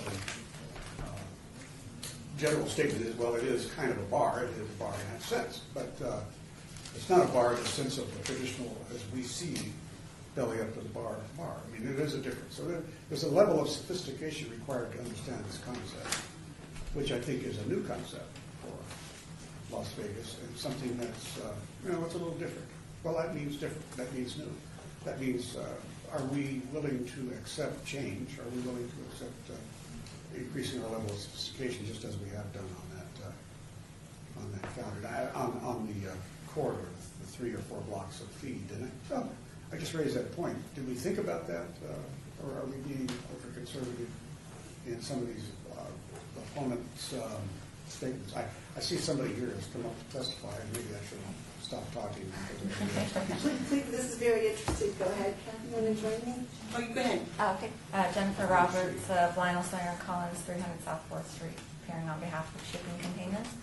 And just wanted to quickly address and assert that the proposed plan for this specific development that would be subject to this ordinance prohibits alcohol within the playground area. There's absolutely no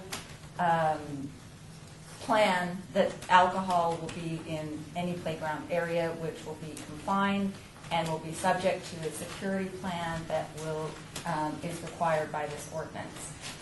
And that's one thing that I just want to also, with enforcement, this would be a master license where the park receives one tavern license, and they're responsible for following and complying with code requirements, state law, and everything about alcohol sales. So it's something, again, that would be conditions to this master license and conditions to comply with the ordinance with security and business plans, and to ensure that compliance with alcohol being sold to minors, which is against state and city law, is not allowed. So I just want to put for the record, we're not encouraging and we are absolutely not allowing alcohol to be within the playground area. This is an private urban park. The whole thing is considered to be family friendly.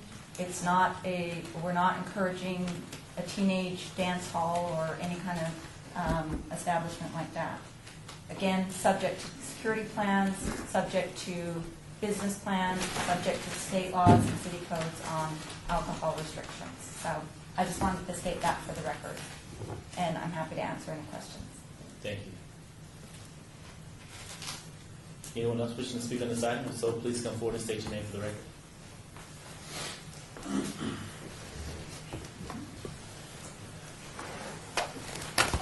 Good morning. Diane Anderson with the Enforcing Underage Drinking Laws Program in Nevada. Daryl, would you like to hand? For the record, we're going to be handing committee a binder. Within this binder, you're going to see some statistics and some statistical information. Some are very specific to our city county here. Some are specific to the state, and then there are other studies. And I think for the record, the very first 2 pages in your binder, you're going to see a map that was pulled. It was crime mapping analysis from Las Vegas Metropolitan Police Department, backing up with what John Shutt had talked about. And on the second page, you're going to clearly see Fremont Street East District with the worst and highest amount of violent crime that we have. And then the other documents, gentlemen, you can look at your leisure. They're just for reference and for statistical reasons. We do want to say, first of all, that we are thrilled about the prospect of Entertainment Park. We think that it's going to be something great, something new, something that's never been done here, very new to us on the enforcement and prevention end of it. And we're sorry we're coming to the table so late in the game here, but there are many questions we're trying to field from the public that we can't answer. A lot of them were just answered from licensing and a few other people here. But there are a couple of things that I would like to talk about. Councilman Coffin, when you talked a little bit about the casino and that the children are allowed not, it's kind of the same way as the casino. The kids come through with the parents and what have you. In Container Park, which, again, we're totally not against. We think this looks like a great prospect. We want to make sure that it's a safe place for everybody to be so that it does grow and thrive with the downtown community. But I don't think it's fair to kind of put the casino piece of it along with this Container Park because it's totally different. In a casino, you're walking through with kids, and you walk through into a restaurant. They're not allowed to linger anywhere. Where within the Container Park, it looks like we've got pieces in this ordinance where kids are allowed to congregate in different areas where alcohol is being sold and served. That is one point. And the lady that was just here, and I'm so sorry, I don't remember her name. As far as the master license goes, that kind of brought to mind something that we are all very aware of, which is the EDC. EDC has one master license over all of the alcohol outlets, or all the booths that sell alcohol for the EDC. Those have been the most challenging to try to control. We have a major problem there when we have that type of venue with kids. Kids are going to access alcohol.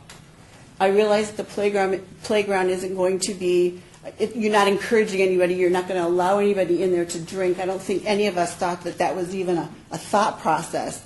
We all understand that. The fact is that that playground is there and there is alcohol. But what we'd really like to focus on today is not so much the park in and of itself, but Fremont Street East District and the problems that we've been having down in that district with underage drinking. There are problems on a regular basis. I work very closely with Metro and all the other law enforcement agencies in the state. I work with business licensing. They've been great with us, and different entities all around underage drinking. We have a problem down there. I think that we need to get control, or try to get more control in that area before we open Container Park, so this issue doesn't continue to spill into Container Park. If it continues as it is and growing like it is with underage drinking problem, we're going to have a heck of a time convincing people this is a great place to go. So having said that, I'd like to turn it over to my boss, Kathy Bartos. Her boss. Hello, my name is Kathleen Bartos, and I'm the statewide director for the Nevada Enforcing Underage Drinking Laws project here in the state. And just to clarify, I left my white temperance ribbon back in the hotel. We're not here to stop legal drinking by adults. We're here out of concern for kids who are increasingly accessing alcohol through a variety of venues and doing damage to themselves and their families. What we're looking at, and what we've been doing since 1999, is working very, very closely between businesses and law enforcement, helping that effort be coordinated along with city government. And some of the things that we do, just so you understand, we do the compliance checks to deter alcohol sales to minors. We do the third-party checks to make sure we don't have people legally purchasing alcohol as adults and then turning around and giving it to kids. And just limiting the access of alcohol to young people. That's our main intent. Businesses in Las Vegas have done a stellar job with this program, and I can tell you that in 1999, when we first did compliance checks for the first time just to see what the lay of the land was, we had 52% of our businesses were selling to our young decoys that went in. Now it's less than 22%. And that's with new licensees coming across every day. So that shows a real due diligence on the part of our businesses. We're really proud of what they're doing down here in Clark County. That being said, we've also seen an impact on the youth ever since when law enforcement ramps up and communities establish parameters and establish an environment of zero tolerance with kids. It's like in your home. Your kids will respond. If they know those laws are in place and they know they're going to be enforced, then they listen to you. Same thing's happening here in our community. We've seen, and I believe you have it in your chart, we showed you what the Youth Risk Behavior Survey data is, showing that young people are engaging in risk behaviors less and less around alcohol, dramatically, and it's been a steady decrease. In 2007 to 2009, the survey's done every 2 years, it leveled off. I'm not quite sure why that's happening, but we're starting to see a little bit of a problem coming back in. My personal opinion is the interaction of the alcohol, energy drinks, and the cocktails made with Red Bull and whatnot that are causing a 230% increase in our alcohol poisonings and hospital admissions among our young people. So we try to keep our finger on the pulse of everything that's going on with the kids. With regards to this bill, I think some of the concerns that you're hearing is that people are feeling that there's some of the concerns that they have are vaguely represented in the impact statement and needed to be more thoroughly vetted. And probably that's where I would like to come in with some assistance to you.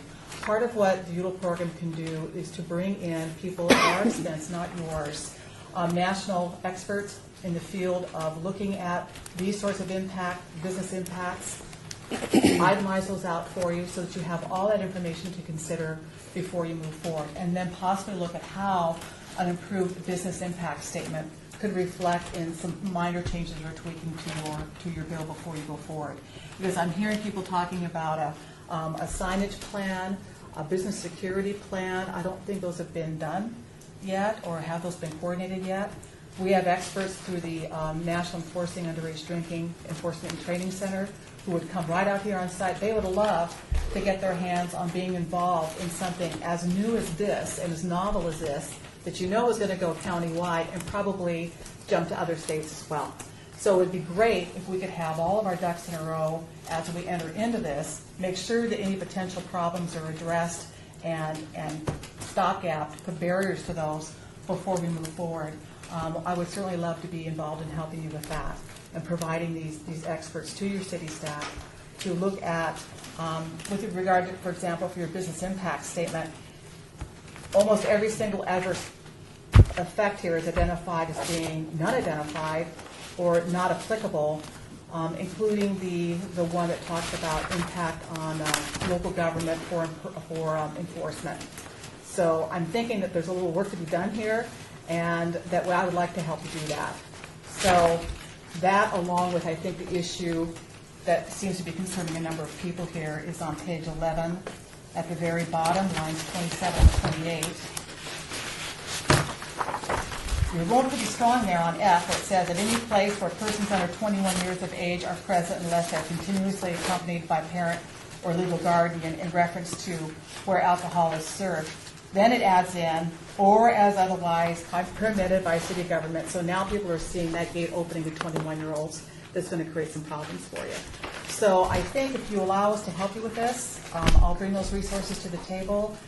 I'm just asking you to give me the maximum, maybe 60 days, to get these folks out here, work with you, look at a business impact statement that can be thoroughly vetted, relook at the ordinance to see if there's any changes that would help in making this project a success. You've got a great racehorse here. Once it's out of the gate, let's not let it break its leg somewhere on the track. No one wants to see that.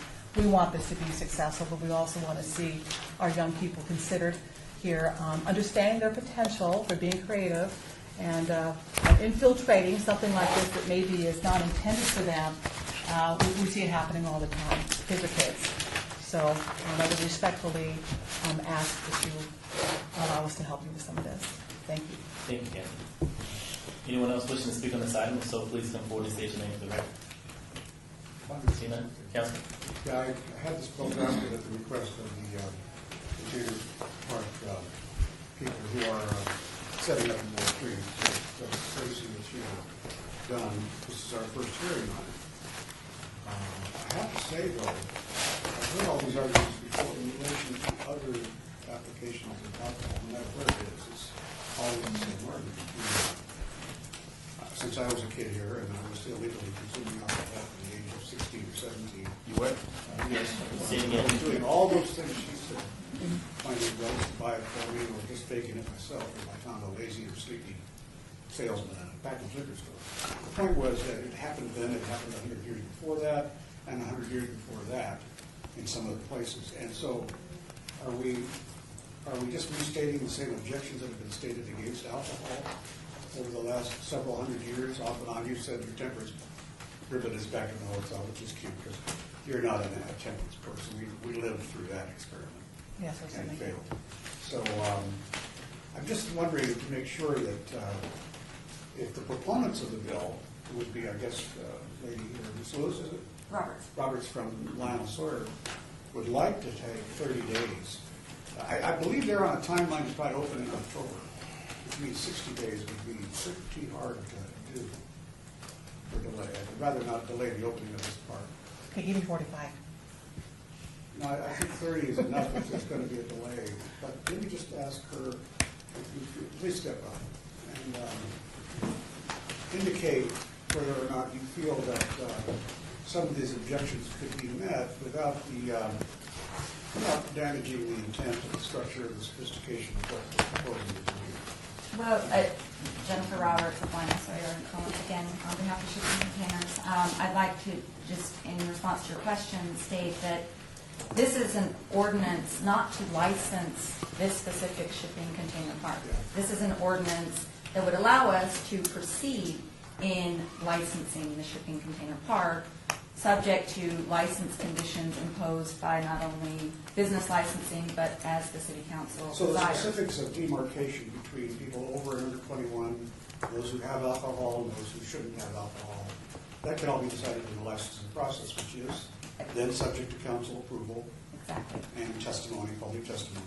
And there are conditions within this proposed ordinance that talk about a security plan and a site plan, and, you know, as the shipping container park, subject to this general ordinance, we would provide all of that detail to the satisfaction of both business licensing and city council. So those are things that we have to consider.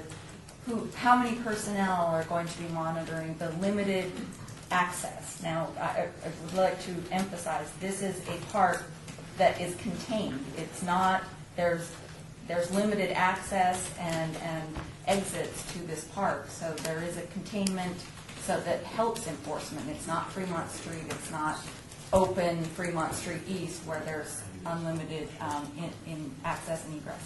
So I would like to just, emphasize that. But again, whatever conditions we have on the specific site are going to be set out through the licensing process. This is an ordinance that just allows us to even go forward with continuing building the park and operating it. Yeah, that's a significant thing. Let me ask you this. What is the expected opening date or the shooting date? Is it October? I believe it's October, but as if you walk by, construction's hot and heavy, and timing is everything, and any further delay, I don't think would address this specific part, because this is a general ordinance just authorizing it. I'm Diane Anderson with UDL again. You're talking about a security and a site plan that has not been put into place as of yet. Do you have any idea when that's going to happen? Excuse me 1 second. You please direct. I'm sorry. We're just wondering when the security and site plan is. Do you have a plan or a timeline when that's going to be submitted? Yeah. Can you answer? That is, again, subject to the ordinance passing, and that would be something that would be conditioned to our licensing. That we have to provide that subject to the ordinance. So you're running everything on a parallel track? Right. We would have a completed site plan once this ordinance and once we're in the process of obtaining a license to operate. But you don't need one for the other. You could submit the site plan primary, and you can submit the ordinance secondary should you choose.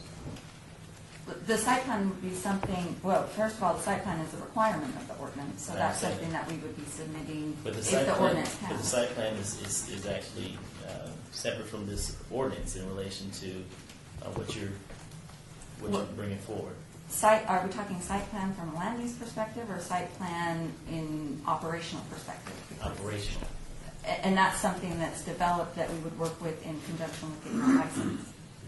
So, obviously we have operational concepts in mind, but it's something that we would comply with the ordinance and with any conditions of licensing. So Diane, to answer your question, the site plan has not been submitted as of yet. Okay. Anyone else wishing to speak on the site? Please state your name for the record. For the record, Brian O'Callahan with Las Vegas Metropolitan Police Department. A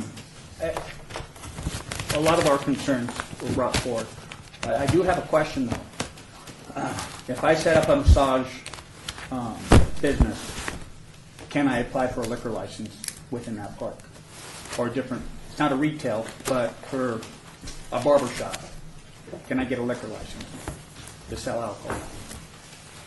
That would be contingent upon the city council approval. And, well, this ordinance doesn't really cover that. It covers for any business. to open, so that's one of the questions. Right. I'm with you. But, I mean, to answer your question, that would be, of course, at city council discretion. I can guess which direction the vote would go, but that would just be my guessing. But I understand the question that you do before. Just to piggyback on what the detective said, because the bill says the liquor may not travel to retail businesses, it does not say it can't travel to a massage parlor that's inside there, or to a barber shop, or to a cosmetology place, or other licenses that are not retail. So the answer would be, probably wouldn't get their own license for liquor, but they could absolutely, the way it's written right now, go ahead and purchase alcohol and walk in there with it. And I suppose, Mr. Chairman, if I'm at a bar in a strip mall, Thank you. and I have a beer, and I want to walk into my favorite barber shop and sit there while they're cutting my hair, I guess I could do that. Under this, you could. Well, you could do it now. You tell me, wait, I just want to know, we do not enforce any statute or ordinance that might conceivably keep you from walking from one door to another inside a private area, which is basically a strip mall, isn't it? It's the same thing. There's no access control points. Public comment is closed at this time. I'll open it up to council. First of all, I appreciate y'all showing up and thinking about kids and alcohol mixing. I mean, I'm glad you're doing that. I'm glad we're having a discussion. Unfortunately, kids and drinking is never going to stop. All you can do and all we can do is try to mitigate, try to keep it down to as little as possible. So I guess from my standpoint, what this ordinance just develops the license. I've heard that a bunch of times. What this really comes down to is the security plan that is put in place to make sure that everything they're talking about doesn't happen. So my question is, who actually puts the security plan together? Who approves it? Who's involved in it?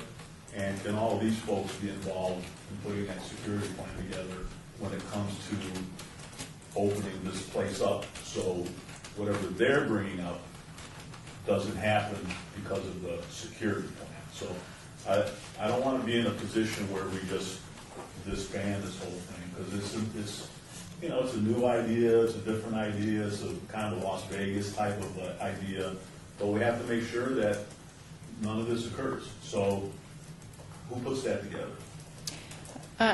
Karen Duddleston, Business Licensing Manager. Under the ordinance, the security plan is proposed by any applicant for a common area within the entertainment complex. So the shipping container park, represented by Mrs. Roberts, would propose the security plan. It then says that I may request Metro's help in reviewing it, or it would be up to the business license director to review those plans. And then in this ordinance, it specifically allows me to bring the tavern limited license of this type for a common area instead of issuing a temporary license, where I would do that based on criteria, is to take all of those pieces to the city council. So the city council could issue any temporary license. So the city council approves the security plan? That would be the process as I read this ordinances. That could be one of those ways. Jim? Chairman, I might add just a little something. Your name? Jim Lewis, WC Attorney. And with regard to the security plan, if you look at page, we'll go there so you can see where we have reference to it. If you look at page 10, and you start at line 3, and you're going to go basically to line 23, and you'll see that we talked about submittal of the business security plan at 10, 11, and 12 through 14. And then we talked about the approval of such 21 through 23. Approval by the director of the plans identified in these paragraphs above, taking the county review and recommendation of Metro regarding those plans. The city is going to approve or deny the security plan prior to coming to the city council, right? I mean, if the city staff does not believe the security plan is appropriate, in the license application to the city, there'll be a recommendation to you that the staff has not approved the security plan. Does that mean you're approving the security plan? No, just like in every other application we bring to you, there are recommendations we make to you about whether something should be approved or denied. In this case, it would be approval of this license with the security plan that's been offered. Security plan may be appropriate to city staff, it may not be appropriate, we'll be sure to tell you. I would expect that we would try to, at the council's direction, to solicit others, the Metropolitan Police Department, to review if it likes. Well, this ordinance doesn't require Metro review, but we certainly can. Well, it says review and recommendation by Metro. Right. If any. If any. Yeah. And Metro could ask these other folks that are here to also take a look at the security plan, and they could make their recommendations to Metro, to the city of Las Vegas. We could do that, right? Metro could do that. Metro could do that. They could get the security plan, and all these people here could look at it and say, we like this, we don't like this, we think we should do this, and then give those recommendations to Karen, and then she would incorporate some, not incorporate others, and submit that as a final package to the city council. Is that how it works? That's right. Mayor Pro Tem, I think the important thing to remember here is that if this application comes, if this ordinance were approved, and this application came forward, and it did not meet with your approval for any reason, but specifically the security of children and the mixing of children and alcohol, it might be denied. Right? Okay. So you seven will be deciding, is this appropriate for your city? If it doesn't meet, if there's a security problem, if you don't like the park in the middle, I mean, anything, you could say no, and then the liquor license doesn't issue, and then they just will fall back to the ordinances as we already have to run their outdoor entertainment complex. One thing that is important to know is the outdoor entertainment complex can still operate, just not in the way that they envision, right?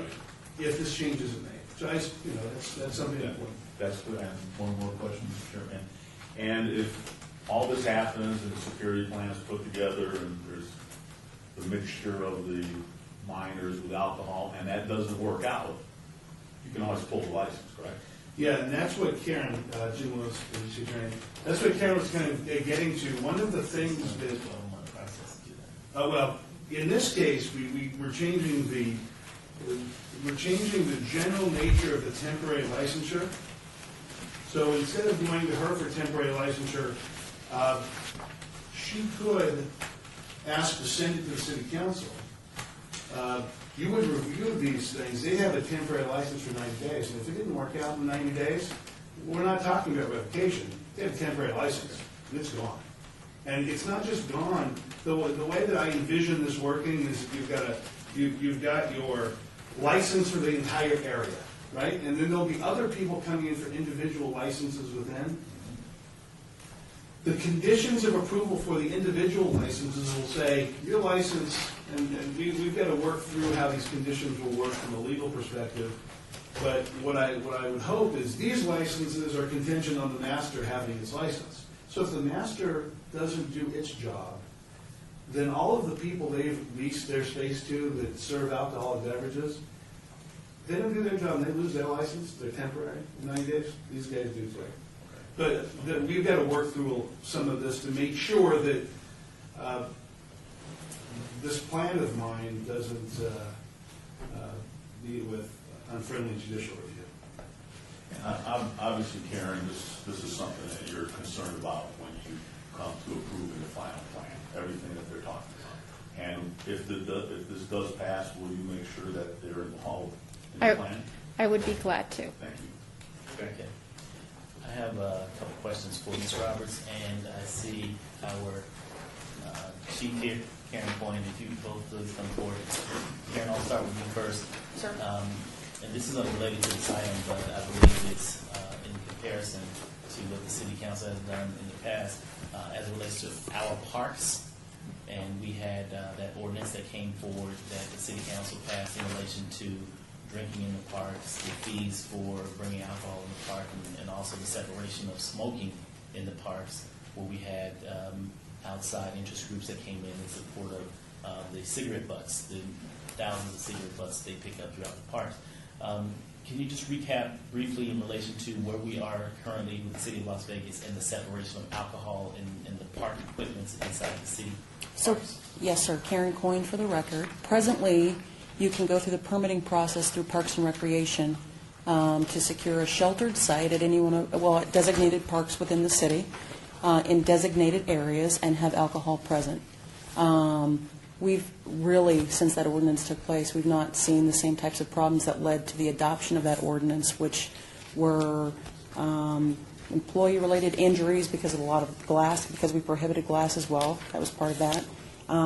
But we've had no permitting problems, and the enforcement issues have largely been controlled. Families come, they consume alcohol, there are children present. It's a slightly different setting, obviously, than what we're discussing here today, but it seems to work well. Due to the separation? Correct. Right, distance separation. Okay, thank you. And Ms. Roberts, how many containers will be in the park? Actual retail containers?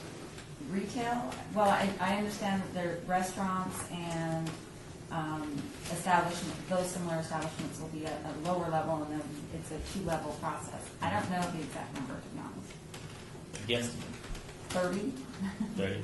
And out of that 30, and I believe it's more, but out of that 30, in your guesstimate, how many would be eligible to apply for liquor license? My understanding is they're looking at approximately 4 or 5 establishments within the whole park for having liquor license, 1 tavern, meaning a mixture of alcohol, and then primarily beer and wine. Okay, thank you both. All right. Thank you. I think we beat this up quite a bit. I'll say this before a motion is made. I won't make the motion, but I would like to put this on the record that I believe Container Park is going to be one fabulous entertainment venue in downtown Las Vegas. I'm looking forward to that venue to come online. I represented the item prior to the redistricting of the boundaries in the city of Las Vegas, and now currently the Container Park resides within Ward 3 by the great Councilman Coffin. As I continue to evaluate and research this item and all that entails as it relates to children and liquor, I can only reflect back on how historically the city of Las Vegas has handled liquor and children. And historically, the city has continuously, at a very high rate, separated children and liquor, whether it be the distance separations as far as parks, child care facilities, and what am I missing? Schools, parks, schools, child care facilities.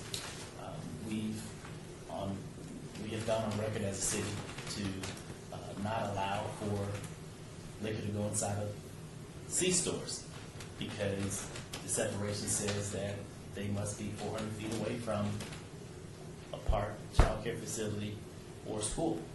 And sometimes the distance was only 398 feet. So they were 2 feet inside of that distance separation. And so therefore, the application was denied by the council because it didn't meet the distance separation. Now, I will take it a step further. You can't even apply for an application because it doesn't meet the distance separation. Am I correct, Clint, in that respect? From a planning standpoint? Aspects of the code to allow you to waive, city council to waive the distance separation. To waive, okay. So I just want to be sure in my deliberation that I have it accurate. But also we have the, in the law where if someone is applying for liquor or beer and wine, if there's a 100-foot right-of-way, then there's an opportunity for you to apply. We've gone into our parks and basically made the appropriate adjustments as it relates to beer and cigarettes, liquor and cigarettes. We created boundaries and separations. Once again, going back to that separation, trying to separate our young people from beer, wine, and liquor and adult activity. And so I take this ordinance before me today, and I'm really looking at it very critically. And I'm looking at the area in which Container Park is located. It's located in an area of our downtown that the city, the mayor and city council members, chose this specific area to be an adult entertainment corridor, Coin East Fremont District. When I started working at the city of Las Vegas in 1999, this was an area that, as a liaison, I was responsible for working very closely with DTAC, Downtown Area Command, and all of the business owners, and we started the Business Owners Association in downtown to really rid this specific area of the community from prostitution, the drugs, the gang activity that was basically took over this entire area. And over the course of that 10-year period, we did a great job with removing a lot of that trash, glass, and debris. And then the city, through its redevelopment agency, came in to really start to change some of the codes to create a tavern atmosphere, which caught fire. Now we have a very beautiful East Fremont district to complement Fremont Street experience.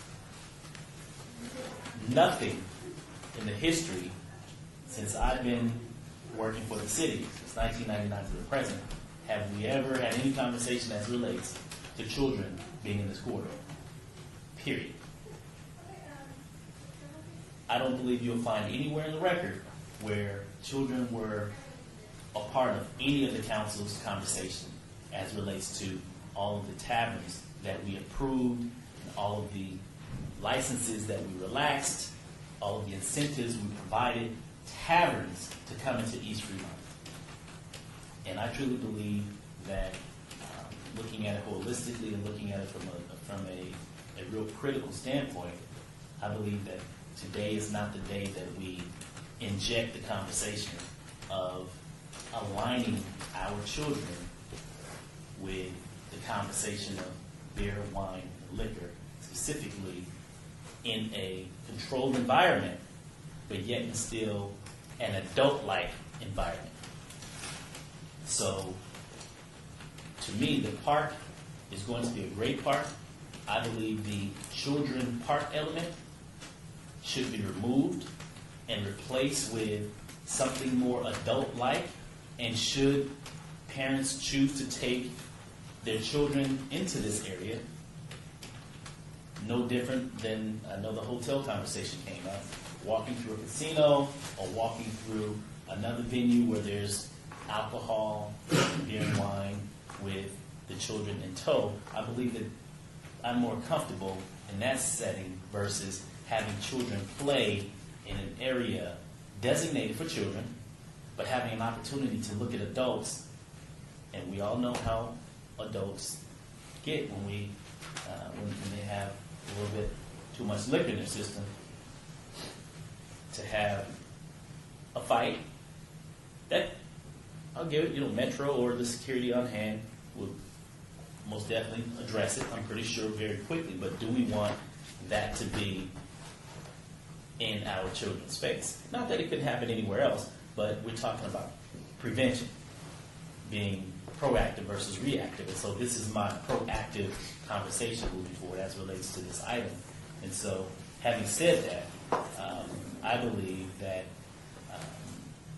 today is the day that we begin to have that conversation where we intermingle adult-like entertainment with kid-like activity and play. I truly believe we need to continue to keep that separate in the corridor that we began and continue to push for adult-like activity and nightlife in the downtown community. And so for that, I cannot support this ordinance as it stands today with the park element included. Those are my comments. Mayor Pro Tem. Since it's Councilman Bartos, Well, before we move on, I thought maybe you had something to say. So he can make the motion, but I just wanted to make sure that you're clear that he can have the floor. Councilman. Thank you. I think any delays are moot at this point. What we're talking about is a fine point on the ordinance. We really get into the hardware. We talk about the issuance of the plans, respective plans, approval by staff and endorsement or approval by the council. So anybody who wants to put in information or put in a fine point or illustrate that a wall should be higher or that an access point should be tighter or that it should be farther away from a particular place, all these things are part of the licensing process once the plan is submitted. So I think that, and I think that the client has taken into account the fact that, there's been a lot of concern expressed by people here about this concept, which I think can be addressed in the process of application for licensing.